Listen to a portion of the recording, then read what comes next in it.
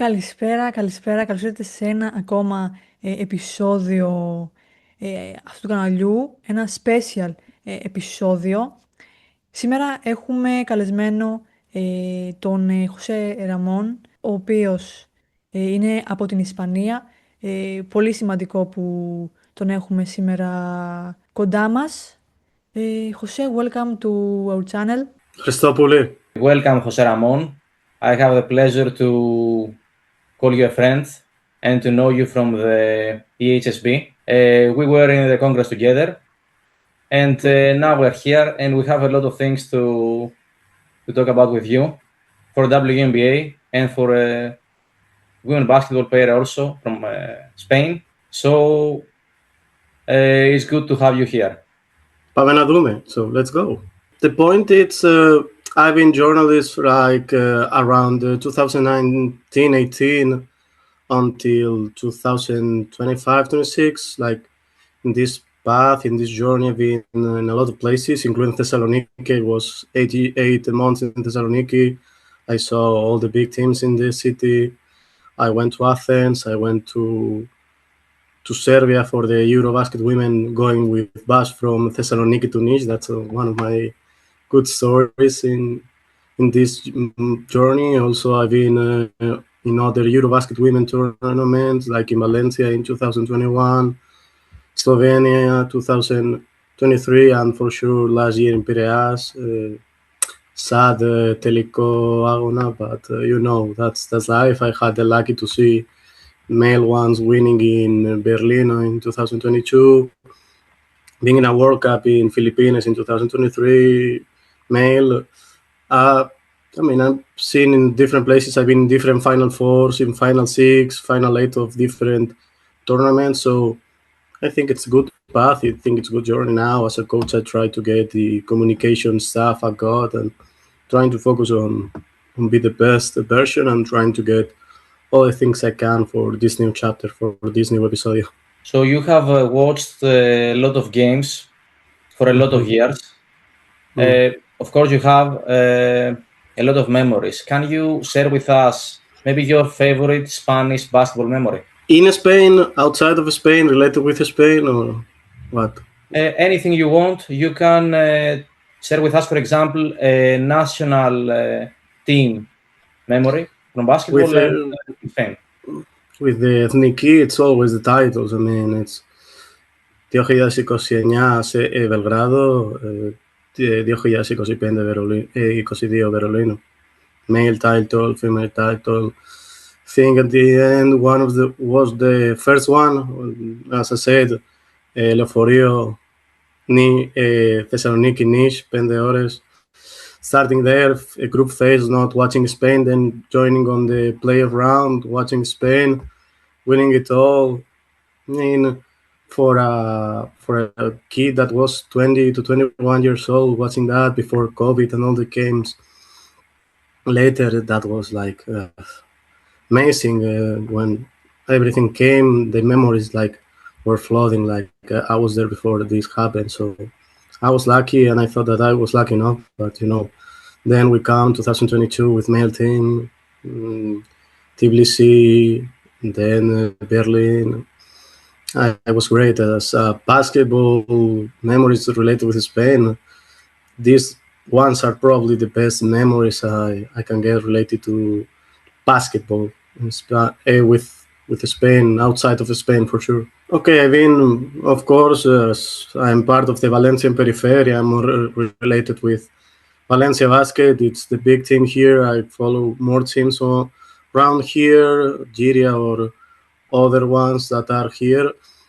But of course, related with Valencia, I have two great stories. Like you see, like now, when if I have the rolled the head, I have long hair. Like it's not first time I have it.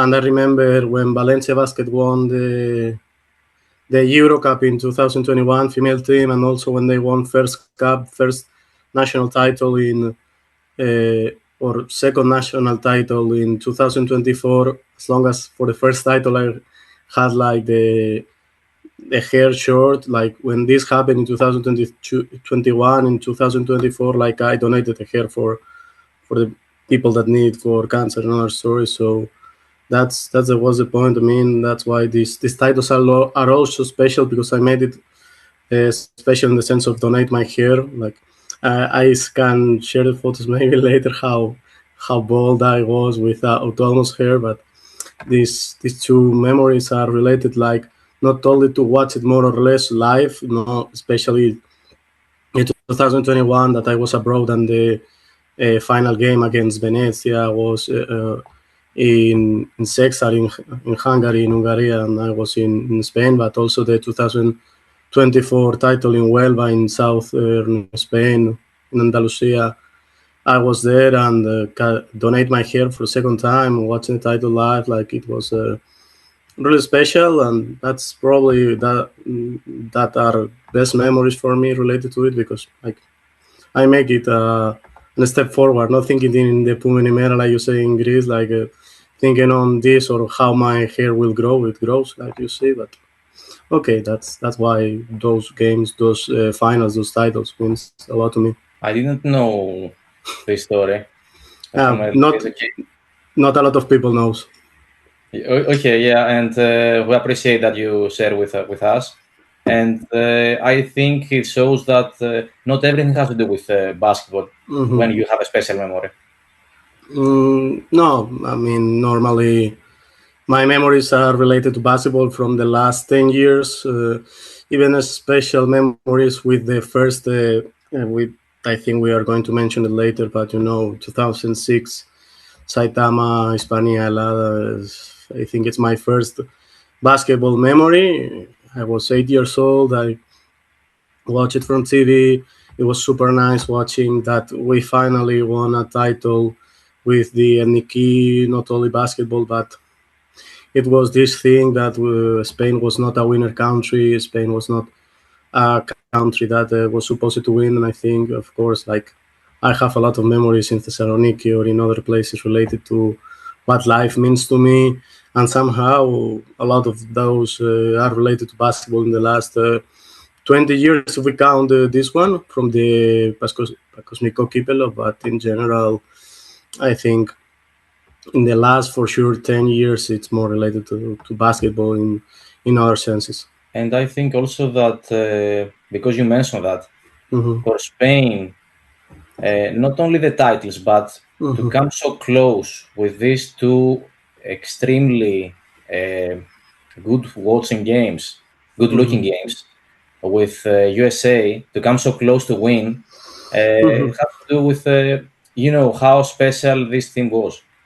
Yes, of course. Like 2006 was special also because you did the job for us and beat Imeros Polites, and we enjoyed it, and we did the job with Marcasol in the final game. But there was some Eurobasket loss before that, and of course after this we faced it in the real deal, the US in Olympics with normally the best teams. Some of those games are probably best games ever in basketball history. Watching it, reminded, so it's huge. Be part of that as a fan, and you watch it in perspective. I don't know what it could happen to me if I was there in these finals, but I for sure would have enjoyed it a lot. Like Lille 2015, Lille, it's special because of how Pau was treated, and we felt like, okay, this representation of Spain, always misunderstood, always disrespected, always unappreciated, and that's why 2015 was good. 2022 with Lorenzo Brown, all the story, blah blah blah. At the end, nobody respected, even with Lorenzo Brown, that Spain could have won it all. That's why, that's the mentality a little bit. Also, I'm going to tell a bold statement. I think that's why Spain is going to win the World Cup in Berlin this summer. It's my opinion. I think it's time. Okay, that's a bold statement. Bold statement, but okay, it's a prediction, so we all can make predictions, and that's the fun part about it. So why not? Let's see. What do you say, for example, in the women basketball team? My opinion. Now we talk about men. My opinion, it's γυναικών εθνική ομάδα was ready for a transition. was ready when I remember talking with the head coach. We had like this small press conference after the qualifiers, the windows, finestres, I don't know, in Castellón some months ago before Eurobasket women. Words said there were in transition, focusing in LA in the Olympiad, in the Olympiakes Agnes, like no focus on the Eurobasket. Like we came from losing a final, a top final against Belgium too. We said, okay, we changed it. No longer Laura Gil, no longer Cristina Ubeña, no longer Keral Casas, no longer Silvia Dominguez, maybe Alba Torrens, that she showed up also in that tournament. Like transition, metagraphy, like changing goal, change of generations. Alagi, exactly, a really big change. Direction. Metamorphosis, maybe it's better. Metamorphosis. Big changing everything, and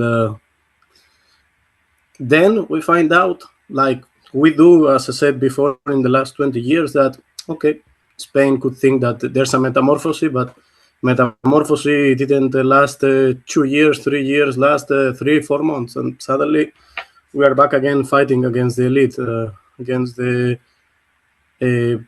οι καλύτερες ομάδες της Ευρώπης, της κόσμου, δεν πειράζει. That's us. That's we showing up suddenly, saying, okay, we had bad tournament, maybe like we had with Andron Ethniki in Lemesos last καλοκαίρι. Okay. Problems happened. Malaki exists. Sorry for the words, but that happens. That's us. We can make mistakes, but suddenly, when nobody expects us, we're here. We're again. We return it in a new version of us. I don't know if better, I don't know if worse, but we are again playing against top teams, showing up that we are who we are, and that's the last 20 years of Spain. Suddenly thinking on, okay, let's see if we arrive to LA, how we arrive to LA, which is going to be our idea of when we arrive there. And suddenly to say, okay, no problem. We're going to Berlin. We lost by 0-14 score in the finals in Piraeus, and it hurt us because we are Spain, and when we play finals, we want to win finals. We don't show up like or just show up as I want to mean like we are in a final, we want to win it. Like doesn't matter how tricky, how disco was the dromos or how hurt. We are in a final, we want to win. Tell you, it's that. So at the end of the day, that's what hurts. Arrive to the finals and not winning, not because of the players, but because of the idea, the paradigm of what we show it. So that was the main problem, but show the, as I said, the dromos, like we are going to do it again, no matter what, who's in front of us. Here in Greece, we have a saying that you can never count out Spain despite any circumstances of the team or any conditions or the roster. Do you see it like that also in the women's basketball team, despite losing this painful final in SF? Σοβαρός είναι. I think it's what we really believe. Like, okay, Yana and Awa are around 20. Also, players that Maria Conde are now in their peak and can prove to be the veterans that now are gone and replaced at the spot, like changing the spot and make her one of the people that gave the experience to the young ones, because Maria also had a lot of injuries, had problems here and there. She saw finals, but there's spots that are missing. There's people that also will be left, or people that will not get in the point to be selected. Of course, Alicia Flores, for example, a player I saw at the long time, maybe will not be in this lista, or maybe Marta Suarez from the Phoenix Mercury maybe will not be in this Calocere with España, but for sure they are going to be in the future. Like we still have this example of resilience that is Mariona Ortiz. Of course, there's still a lot of players like Elena Buenavida that this year didn't been in WNBA, but I heard she had offers, and for sure, if she wants to go one day, she will go, and she will prove wrong everyone, like all the Spanish teams and non-Spanish players do around the world. So yeah, for sure, I think you never should count out us. If you do it, it's your problem. It's nothing to do with us. It's a mindset, an idea, and stereotype that it's far from us. We need to do our job. We need to have our mentality and our idea of how we play. It doesn't matter the sport, doesn't matter the situation. Count out Spain. It's a problem, a recurrent problem, and we are happy that you do it all around the world. I will start with my first question for today. Is about Awa Fam. Fam was the number 3 overall pick for the Seattle Storm. In Spain, you have watched her grow since her days in Valencia. No. What makes her talent so unique for the WNBA level? I mean, I can take back in time, like first time I saw Awa Fam playing, she was like Tecatria maybe, like mini copa, not εθνική turnura. It's what only FIBON for first team division players, while the time that is played the Kipelon, the Guinea-Con Kipelon. And that day was played in Salamanca. She showed up. It was my first season coming back, being back at home from Thessaloniki. So it was first time also for me seeing the tournament, and you saw Awa, and you saw a player that, okay, she was better because she was taller, more physical, more talented, which normally happens. But what you saw in Awa, it's like, okay, this girl can make the job only with physical things, but she really started to get to the post and pass and finding the cuts and finding the kick out situations early on. And if you start to think, if she's doing this with 13 years old, how long, how far she's going to arrive. Then I talked with her, like that Calocare, even after all the curfew things in COVID, there was like open time, the Calocare, and talked with her, and the Onirio too. Her dream was, okay, I want to play Valencia basket and WNBA. She really knew from early on. Now life is different, and okay, she had to choose. She had her time here in Valencia. Now she's in the WNBA, and let's see about this Project B situation. Of course, the question goes by Awa, and Awa, we saw it also the year that she made the tip-off against the Encino Lugo in Eurocup. Now Encino's back in Eurocup also. I think playing a Greek team also this year. Playing against Encino at home, former home in La Fonteta. Σημαίνεται κάτι άλλο για εμείς. Like, it was truly different. It was like, okay, this girl, you can say, oh no, the color of the skin, blah, blah, blah. No. Awa was born in Santa Pola. Santa Pola, it's Alicante, it's Periferiaki, Valencia, the region. And she grew up here, family adapted here. She entered in the system of the local basketball, and Valencia signed from there. She grew up here. She is one of us, like all the family, and doesn't matter where they came from, Senegal.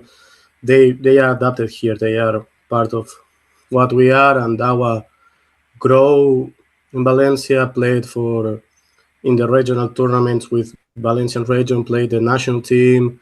She's the star. I only can say that we saw that Awa was more than basketball for us. It's a representation of Valencian basketball, which is not the greatest region right now of exporting players, of exporting a basketball talent. But I think Awa also can change that, because people can say, okay, it's Awa Fam, but she's from here. if she grow up here, there's going to be a reason that I can do it too, male and female. And I think it's a spark of hope that Awa it's number 3 because of that.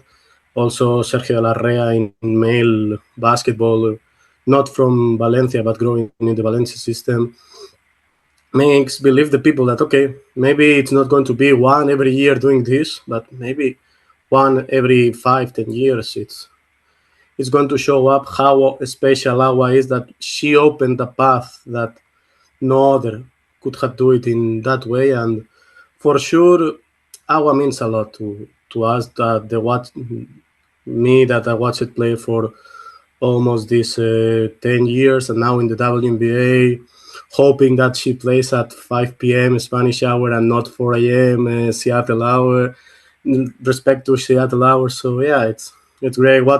At the beginning, it was like, oh, when is going to score Awa a three-pointer? Now it's a great asset for her. She's proving wrong everyone at the other side of the Atlantic, and we are happy for every step she's making. And but no, why not? She one day, I don't know if she will return one day. I think while she's carrying that talent over there, even if she didn't say it out loud, she's representing Valencian basketball. I even bought the jersey with.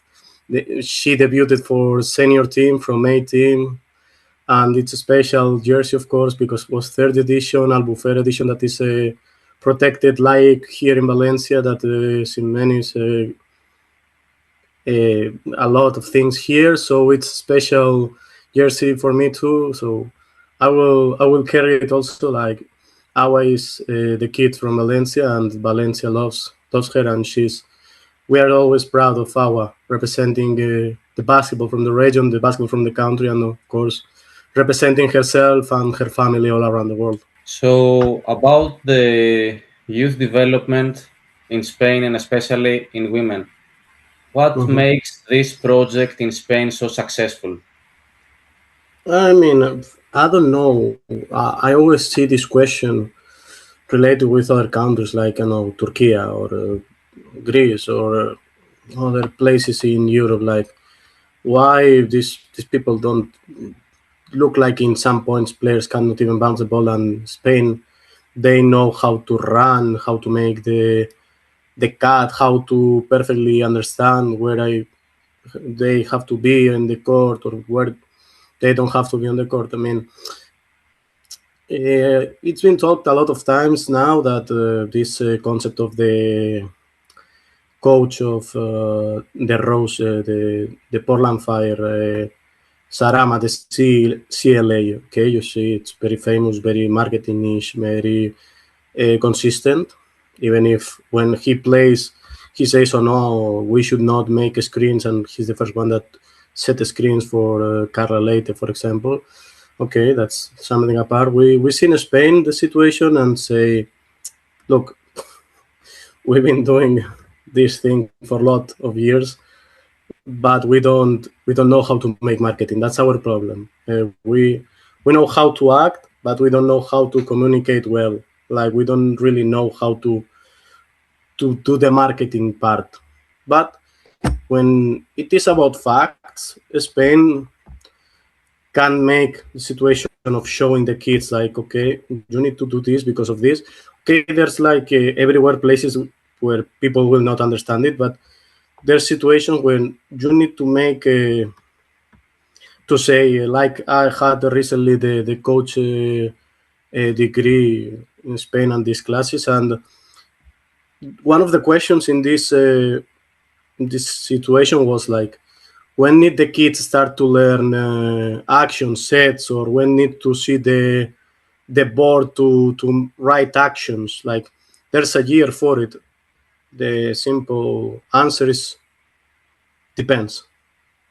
The long answer means, if you have a 13-year-old kid, girl, whatever, that is been playing for 5 years, for example, or if you have a 14-year-old kid that is been playing for 7-8 years, you are late if you are starting to put in that year the tacticals, the set, or thinking you should add the zone press, or you should add the full court press to them.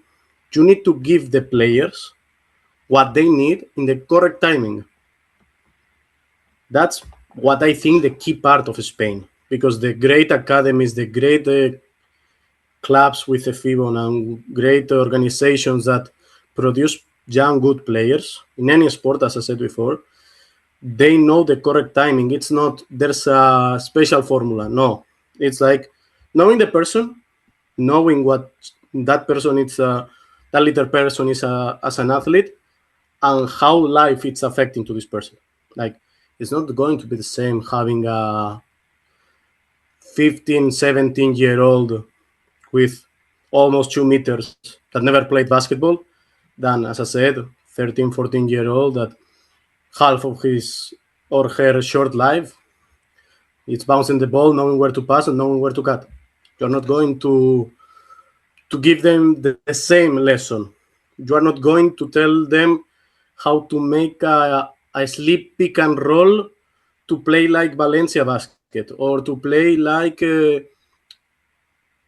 Girona. You are going to give them their tools to learn how to be on the court.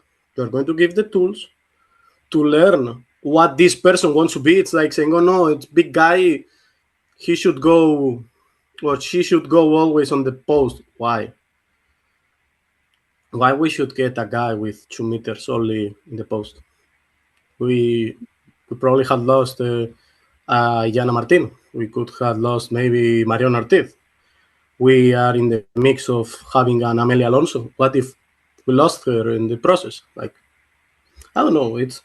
That's Spain, I think, for what the people trying to say, okay, we gave money or we gave the institution. No. Spain have problems like everywhere in the world. It's Casemira Malakia. I said twice in this podcast, but I need to say it.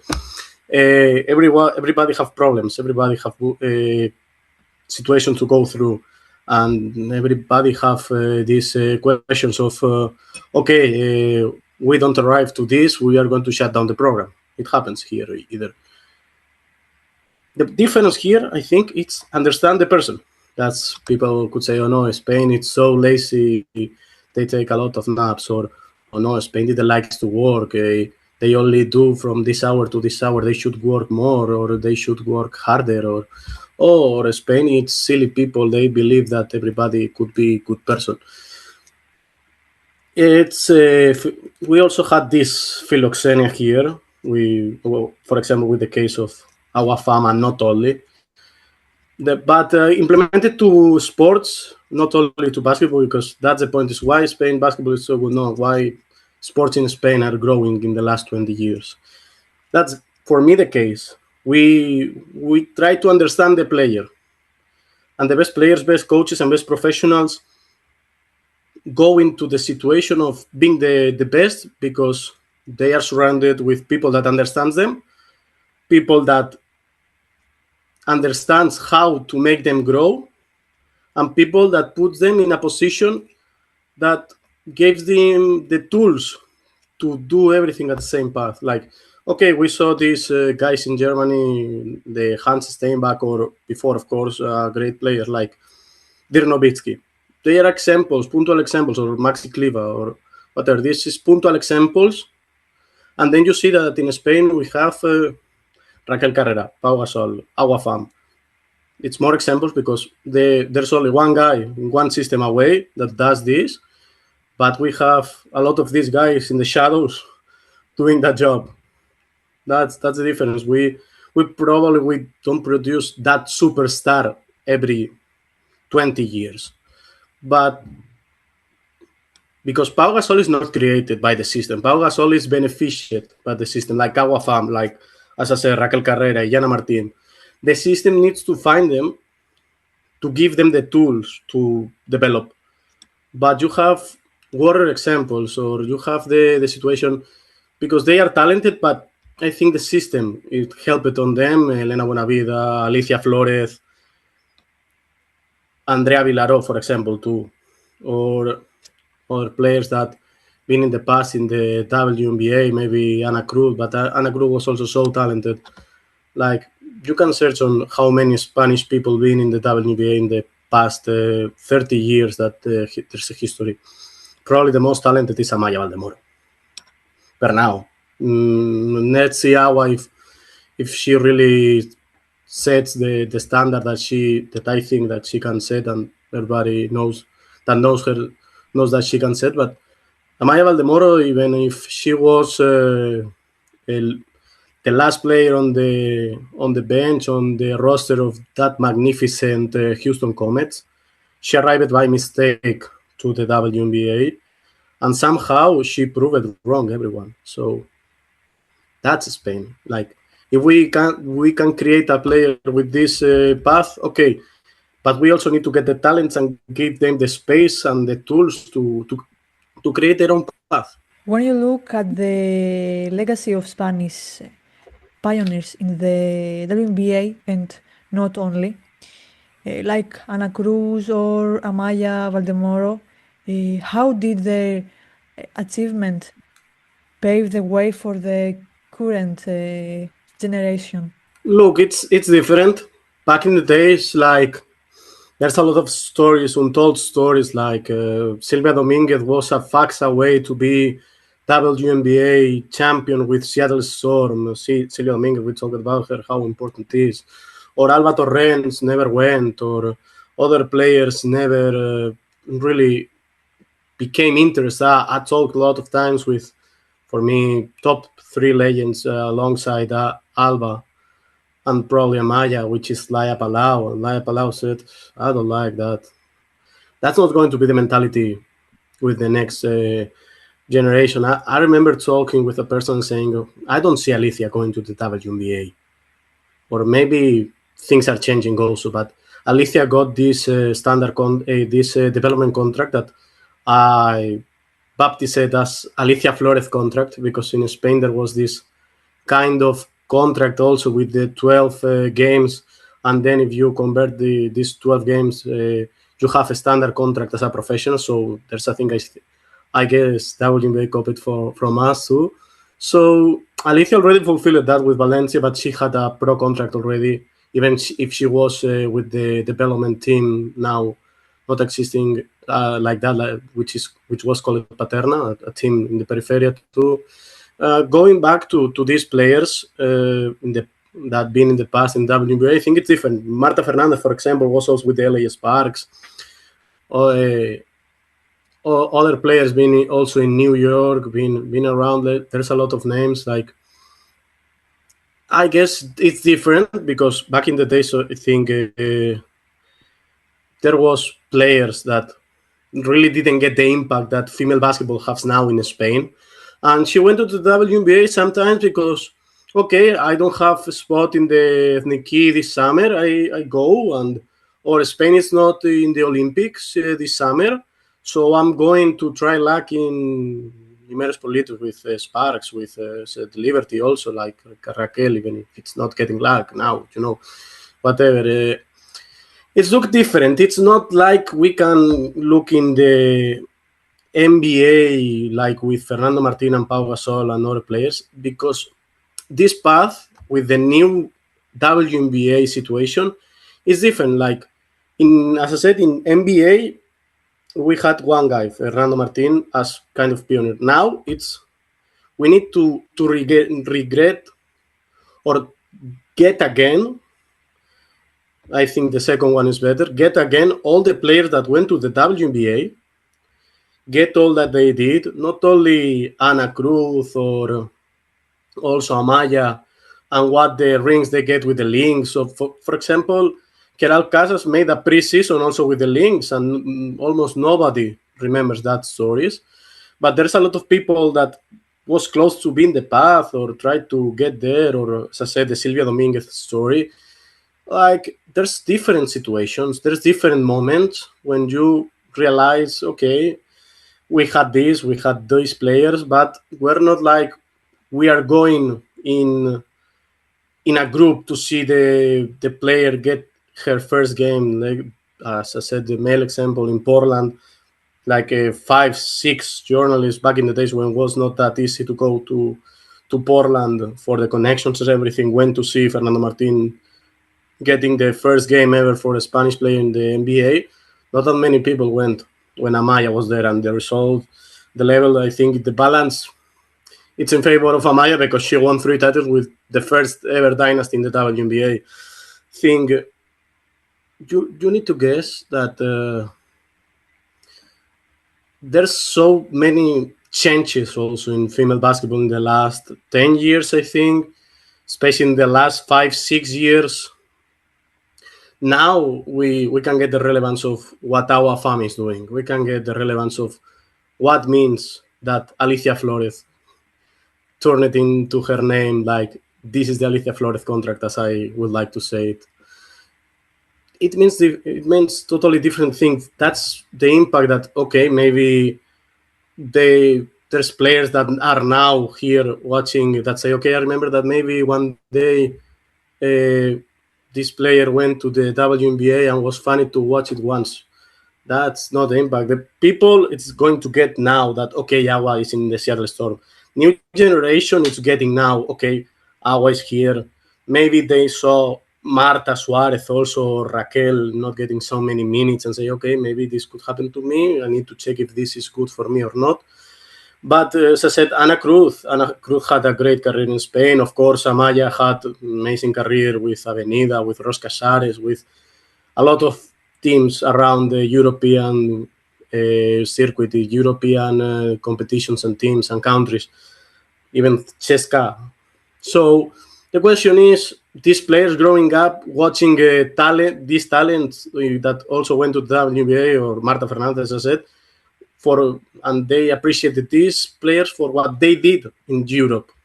Now, what they did, it's also clear in the path of Marta Sergay, for example, in the Mercury. Marta Sergay is remembered more for what she did in Avenida, or what she did with Kursk, or what she did in the last time in Girona, more about for what they did winning EuroLeagues or winning Eurobasket for Spain, or trying to get in the Olympics in 2016 with the best performance ever with the female team, with that silver medal in Brazil. Now it's different. As I said, it's Awa, it's Maria Conde with Toronto Tempo. That's going to be what the players that are going to be in 10 years in the top level, or the players that are in the under 20 or under 18 are going to look, okay, I should get this example, or I should get the other thing, or I should really think on this as a main opportunity.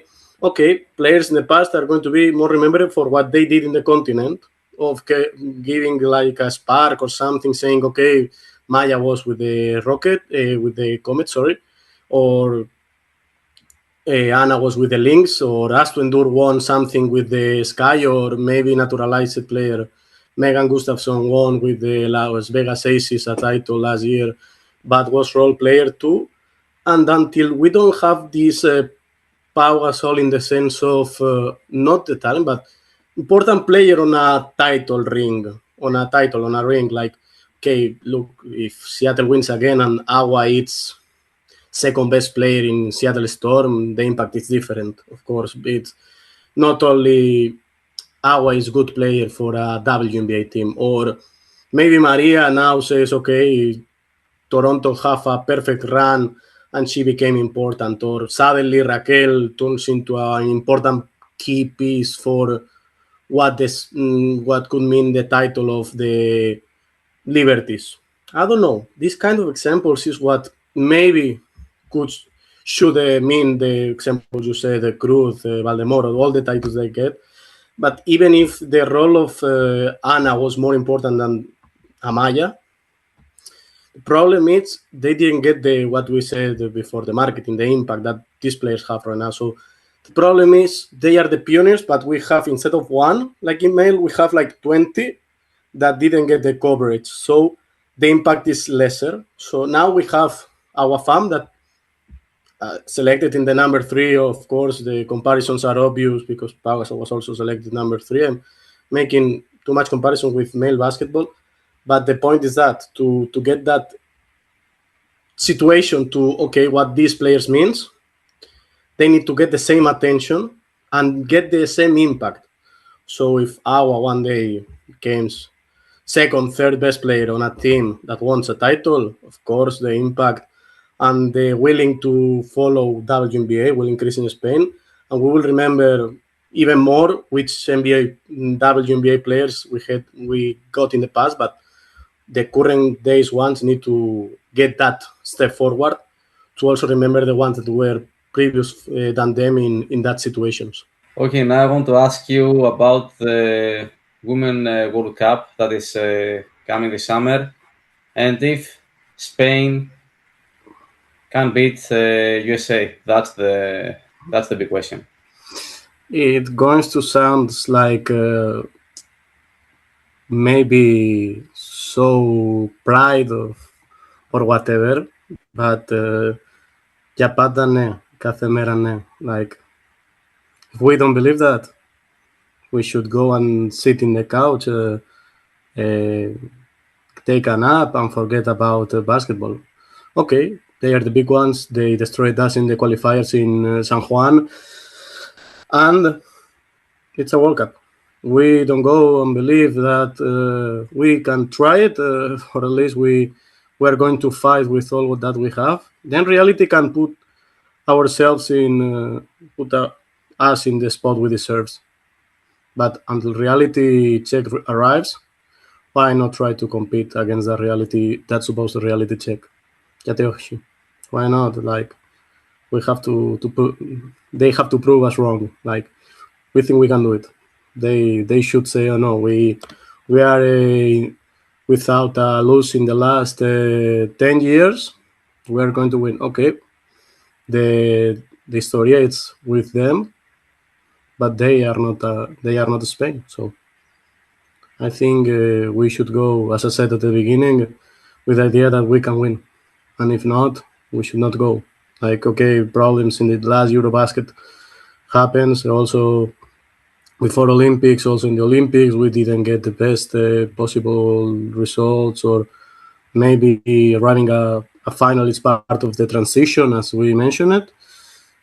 Okay, we arrive to these final games to win, and when we arrive and we don't win, and even if we didn't expect to win the final, it's going to be sad, because that's what I said, the δεύτερο 20 χρόνια για Ισπανία για Ατλαντικό.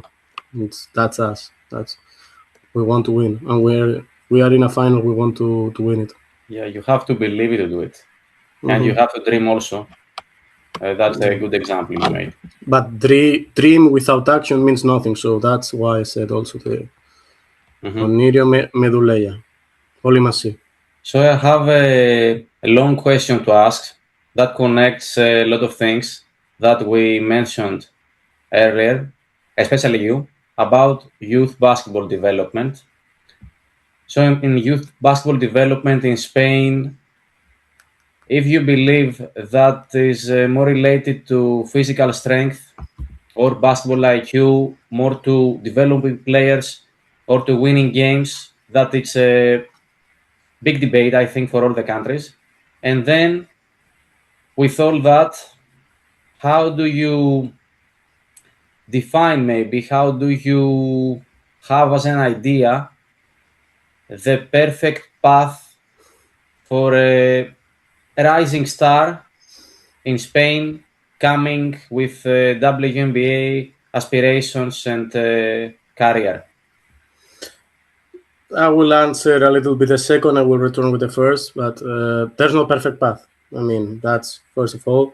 Then coming back to the first one, I think we prioritize IQ. I think, I'm not gonna lie, we prioritize IQ.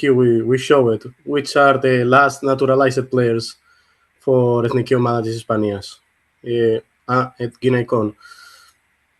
Megan Gustafson, okay, she have IQ, but she's big player, physical player, huge, center, or whatever, or 4 or 5, or okay.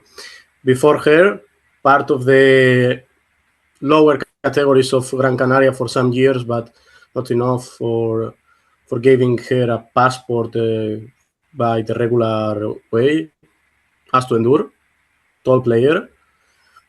4 or 5, depending on the body, but tall player at the end of the day. Before that, I forget her also, but she was one of the first ones also we we had the look on her. She playing in Ibiza, in Los Casares, in Avenida, Salamanca, and she was naturalized from Grenada, Iceland, but she counted as a Spanish player playing in the WNBA with the Mercury, and she even made dunks like Sancho Little. What's Sancho Little? Tall player.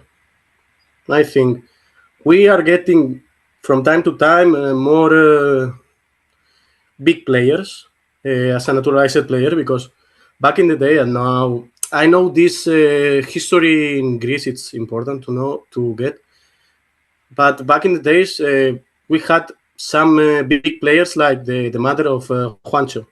We had Bonnie Hewer, German family, German heritage, but born in around the Privatiere of Germany in Sevilla, the family of this situation, diplomatic situation, but she was born Spanish. She won EuroLeague with Dorna Godella, Periferico Valencianico Mada. In Nigeria, also, like I mentioned, one of the teams I follow, and Stadio, that it's not so far from my home. And we had this kind of players. We had also players like Blanca Ares. We proved, or we also had Piluca Alonso, a person I know personally, an amazing human, and she's so tall, she's so talented. For what the size was back in the day is important. So the point is that Spain prioritizes IQ. If it's tall, like Camelia Alonso, like Raquel Carrera, like Awa Fam, perfect. It is, but if it's Silvia Dominguez, or maybe Aina Ayuso, that played for Olympiacos years ago, and was also in the testing the waters of WNBA back in the days too, or if it's any other kind of situation, or Laia Palau that I mentioned, these players are not big. Sometimes Laia Palau also mentioned her style of action, like playing below the rim, like I don't want to see the rim. If I have to shoot, I will shoot, but I prefer to pass. And for me, that means one thing, IQ. So yes, for me, it's IQ. At the end of the day, what Spain prioritizes, if we have physical people, like also coming soon, Sara Okeke, I don't know if Ariana Thermis will make it as we expected when she was in the under categories, but she's a tall player, and I think she deserves at least the opportunity to be part of the process. Also, Anastasia Lishuk, family from Ukraine, but father played in Valencia Basket, and she's going to be also hopefully part of the Spanish system for a long time. And that's the point. We prioritize an IQ, and if we have size, we will have size, and if not, sadly or not sadly, we will try to find it somewhere else. At the end of the day, it's connecting with the second question. It doesn't matter how it starts. You can decide that, okay, she needs to go to the NCAA, so we wait 2 years, 2, 3, 4, or 5 years, and then we can send her to the high school even before, go to NCAA, and then trying to jump to WNBA, or she's going to Segle 21 until Segle 21, it's like academia from the Omospodiaco, that it's playing also from in third division, that from 16, 17 years they are playing, or even 15, they are playing against third division, second division players that are sometimes way more physical than them. So with all the IQ, you learn how to be physical, which we talked before. And there's no perfect path. Like, you could be in your gymnasterio and suddenly 14 years old, and with 16 you can be in the ethnico Mada, in the FIBA and ethnico Mada, trying to be your best version. I think it doesn't matter how it's the perfect path. If there's a Spain path, meaning it's that there's no perfect path. You make the path, you make your journey while you are on this walking situation. You are going through the goal, and then you are creating your perfect path. Not I need to do this because of this and that, and I need to arrive here. No, like, if you are staying like Awa Fam until 19 in Valencia, she could have think like maybe this past year she could have been in the NCAA, didn't work. She been on loan in Guernica, where is going to be Elena Vosgana next year also. So, I mean, it could happen. You can go to NCAA, you can wait until going directly to the WNBA, you can the path I really don't like, that is going to the NBA draft and going to NCAA and blah, blah, blah. That thing, it's like, if there's a wrong path, it's that for sure for me. But besides of that, learn, trying to grow, get that little opportunity that others didn't get and be professional. Like, there's no perfect path, because your path can change tomorrow from the perfect perspective, and suddenly it could be even way better than you thought it was the perfect one. So, I mean, it's too philosophical now for me, but I think I need to say it out loud. There's no perfect path. It's a path that you create, the ones that bring you to the goal you wish and you want and you hope. What are your thoughts on the Greek women's national team? I mean, if we watch it in perspective, I think there's a huge missed opportunity last summer.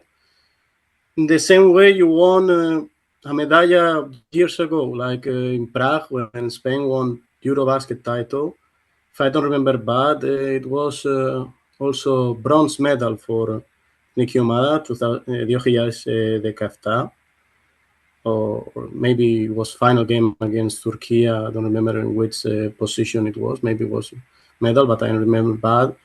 And that team was great. That team had Calcidu, Sotirio, Malsi that played in Valencia for a season too. But that year already had Spanu, Christinaki και Mariela Fasula. Okay. 9 years after, Eurobasket 2026, τελικό άγωνα για όμιλος, the group phase. Greece didn't qualify at home for the elimination for the playoff round. With these players, with a little bit of mixing, because some players already left, in that moment, and the new generation should have to step up. And you lost against Turkey. Okay. I saw the face of Mariela that day. She was angry, with, of course, a good reason. That's not a way to lose at home. Like, if it had been Spain, I would have thought the same. Like when we lost in quarterfinals against Russia in Valencia, like we lost the opportunity to win the World Cup at home. It happens the same like Ispania, with a 5-year difference. The point is that Spain was coming from a European champion and not a medal, let's say. But even like that, and having players like that I really like, and I mentioned it here, like Eleni Vosgana, already been there since 2021. One player that also could be point guard, like Pavlopoulou. I know that you mentioned it here a lot as a point guard, but maybe that's a problem in Greece. Like, should be Pavlopoulou, the point guard. Not because she didn't have talent, but she could be the second generator of the team. Let her flow in a different style and let her flow in another position. Is Bosgana growing in the way that should be? She's playing in national teams, and she came to Valencia in 2021.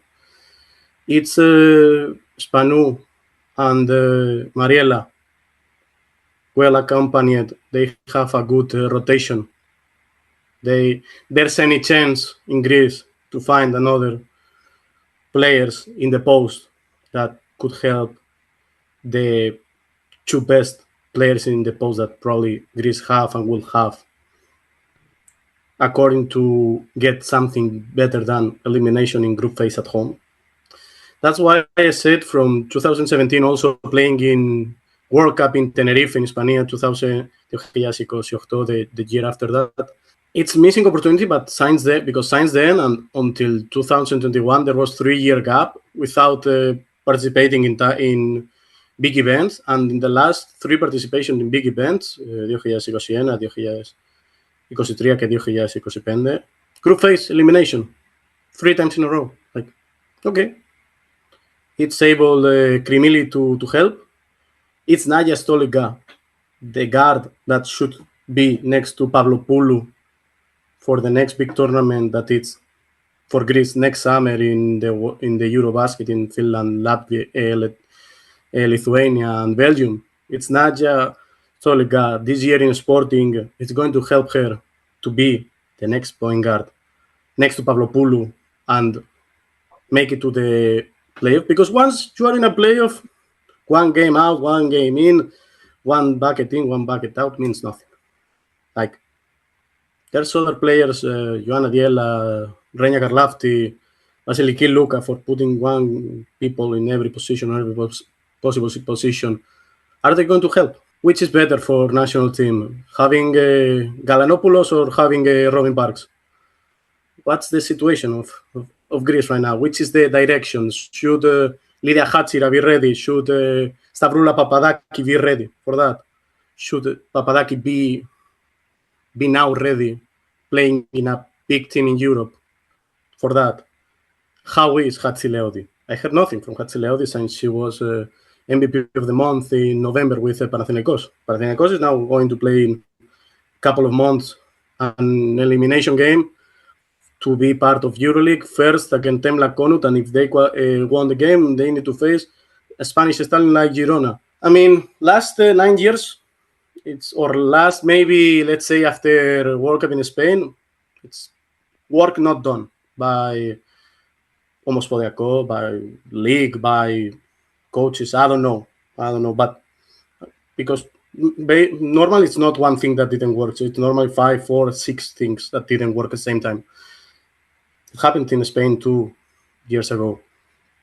Wow, which is the problem? Is the people ready to solve it? There's going to be solutions. I like the team of Greece. Like I said, okay, there's players. Karlafti, you can say, okay, no, Lee, she's good. No, but Karlafti can play. But it's going to be Karlafti ready when the clutch is hitting, when the clutch time arrives. Is Vosgana ready for that? It's going to help her this year in Guernica.